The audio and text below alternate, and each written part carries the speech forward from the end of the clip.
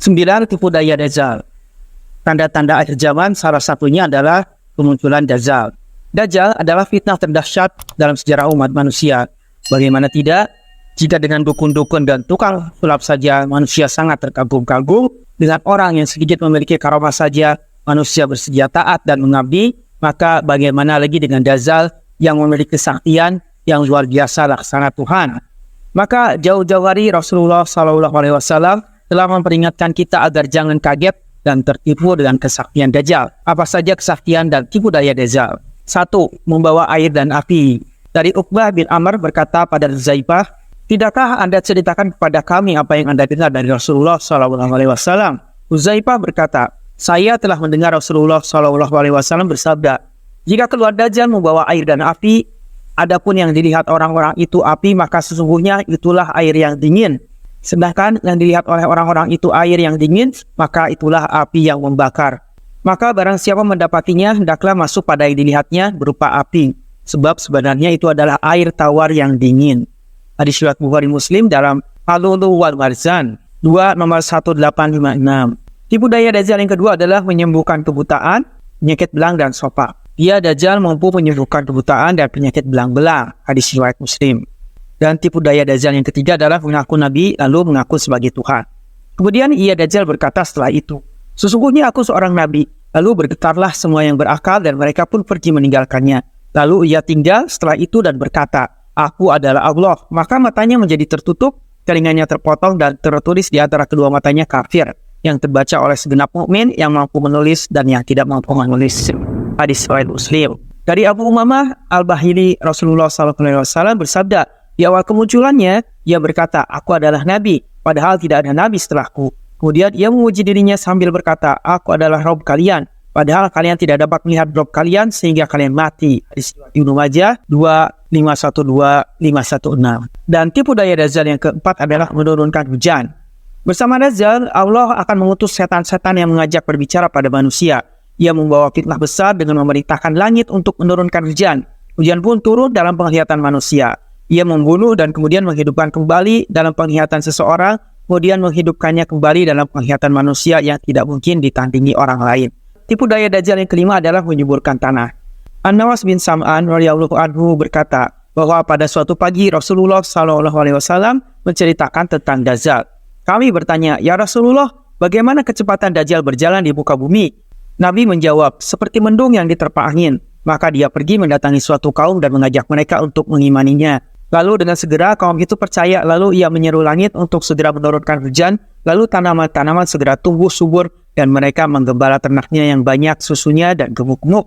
Kemudian ia mendatangi kaum lainnya lalu mengajak mereka untuk mengimaninya, namun kaum itu menolak ajakannya. Lalu ditinggalkannya kaum itu oleh Dajjal.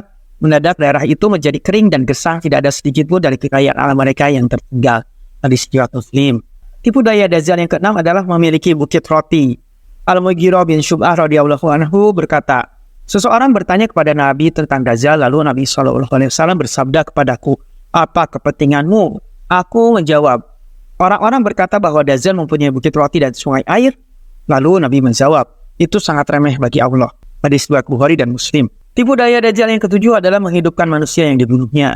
Dari Abu Sa'id Al-Khudri radhiyallahu anhu berkata bahwa Rasulullah bersabda, pada waktu keluarnya Dajjal, ada seorang dari kaum mukmin yang dengan beraninya pergi menemui Dajjal, lalu ia disambut oleh pengawal Dajjal dan ditanyakan, "Hendak kemana engkau?" Ia menjawab, "Saya ingin menemui orang yang baru saja keluar," atau Dajjal. Lalu mereka bertanya, "Apakah kamu belum percaya kepada Tuhan kami?" Orang itu menjawab, "Tuhan kami tidak samar." Maka berkatalah pengawal Dajjal, "Bunuhlah dia." Tapi sebagian pengawal mereka mengatakan, "Jangan, Tuhan kami melarang membunuh seseorang melainkan dengan perintahnya." Maka dibawalah mukmin tersebut menghadap pada Dajjal. Maka ketika orang mukmin itu melihat Dajjal, ia berkata, "Hai sekalian manusia, inilah Dajjal yang telah disebut oleh Rasulullah SAW." Maka dengan segera Dajjal menyuruh merebahkan mukmin tersebut dan diperintahkan dikupas kulit dan dipukuli punggung dan perutnya.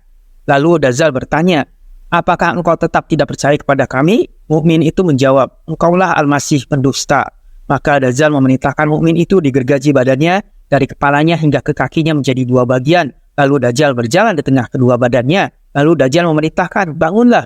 Maka bangunlah orang mukmin itu seperti sedia kala. Lalu Dajjal kembali bertanya, apakah kamu belum percaya kepadaku? Mukmin itu menjawab, tidak berkurang keyakinanku bahwa engkaulah Dajjal, bahkan bertambah yakin. Kemudian orang mukmin itu berkata, hai sekalian manusia, ia atau Dajjal tidak dapat berbuat demikian lagi kepada seorang pun.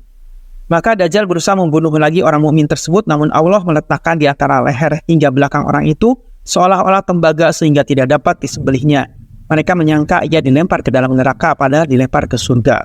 Kemudian Nabi SAW bersabda, itulah manusia yang paling besar kesaksiannya atau syahid di sisi Rabbul Alamin. Hadis riwayat Muslim. Tipu daya Dajjal yang ke-8 adalah didukung pasukan jin. Dari Abdullah bin Amr bin Al-Ash radhiyallahu anhu berkata bahwa Rasulullah SAW bersabda, Dajjal akan keluar pada umatku, maka tinggal penjahat-penjahat manusia dalam kecepatan burung dan jiwa serigala yang tidak mengenal kebaikan dan tidak menolak kemungkaran. Hingga setan menyerupai mereka dan berkata kepada mereka, tidakkah kamu menyambut aku? Mereka menjawab, apakah yang kau perintahkan kepada kami dengan menyuruh kami menyembah berhala? Hadis riwayat Muslim. Dan tipu daya Dajjal yang ke-9 adalah menyiksa orang beriman. Dari Abu Sa'id Al-Khudri radhiyallahu anhu berkata, Rasulullah SAW menceritakan kepada kami tentang Dajjal dengan cerita yang panjang, dan di antaranya disabdakan, Dajjal akan datang dan haram atasnya untuk memasuki kota Madinah, sehingga ia berada di luar batas kota di dataran yang luas. Lalu ada seorang mukmin yang terbaik dari semua orang datang kepada Dajjal dan berkata, aku bersaksi bahwa Anda adalah Dajjal yang telah diceritakan Nabi SAW. Lalu Dajjal berkata, bagaimana jika aku membunuh orang ini lalu aku hidupkan kembali? Apakah kalian ragu tentang aku? Jawab mereka, tidak. Lalu dibunuhlah orang itu dan dihidupkan kembali. Maka orang mukmin itu berkata, demi Allah, kini aku makin yakin tentang dirimu bahwa Andalah Dajjal. Maka Dajjal berkata, apakah aku bunuh saja lagi? Namun Allah tidak mengizinkan sehingga Dajjal tidak dapat membunuhnya. Hadis riwayat Bukhari Muslim dalam Al-Lulu wal Marzan 2 nomor 1858. Allahu a'lam bishawab.